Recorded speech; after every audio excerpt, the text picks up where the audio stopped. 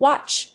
Mike Waltz tells Cuban delegation this is not Havana during heated UN speech. You can now listen to Fox News articles. Cuba's foreign minister accused the United States of committing an act of war by restricting fuel shipments to the island Tuesday, prompting U.S. Ambassador to the United Nations Mike Waltz to deliver a forceful response blaming Cuba's communist government for years of blackouts, repression, and economic collapse. The confrontation unfolded at the UN General Assembly one day after Cuba's national electrical grid collapsed, leaving nearly 10 million people without power. It was the third nationwide grid failure this year and the eighth since October 2025, Reuters reported. Cuban officials had restored electricity to parts of central Cuba and roughly one-third of Havana by Tuesday morning, although large areas remained offline or faced unstable service, according to Reuters. Cuba plunges into third major blackout this year as power crisis worsens. Cuban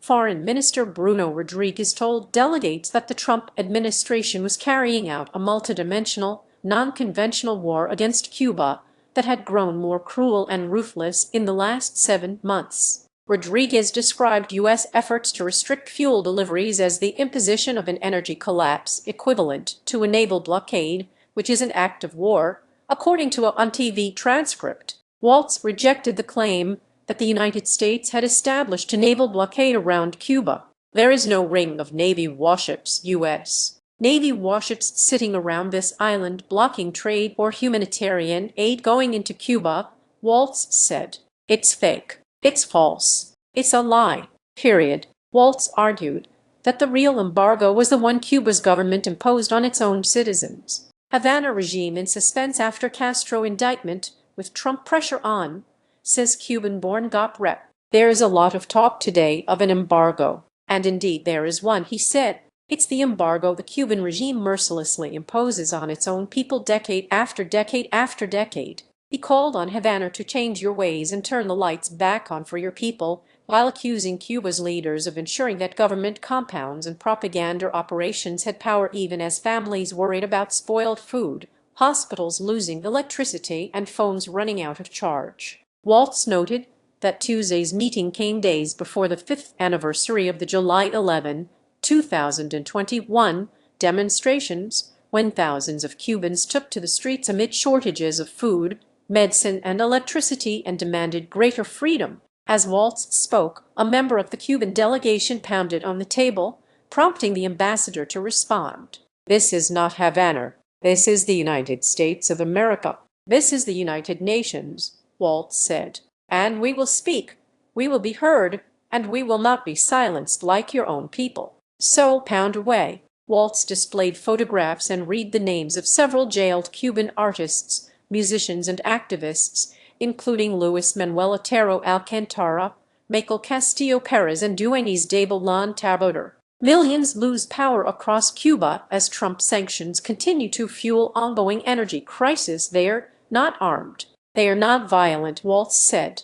They carry flowers and write poems and write music. And for that, the regime beats them, detains them, and tries to break them. Waltz also said Geeser, Cuba's military-run conglomerate, controls approximately half of the country's economy and holds $18 billion in assets. Reuters has reported that estimates of Geeser economic reach range from approximately 40% to 70%, while Cuban officials dispute the U.S. government's $18 billion figure. Waltz said that despite Cuba's blockade claims, humanitarian assistance had recently arrived from countries including China, Russia, Mexico, Canada, and Spain, as well as from the European Union and the United Nations. He also said the United States had provided more than $100 million in aid this year and approximately $500 million annually in commodities. The answer is simple, because blaming the United States is the only economic plan Havana has left,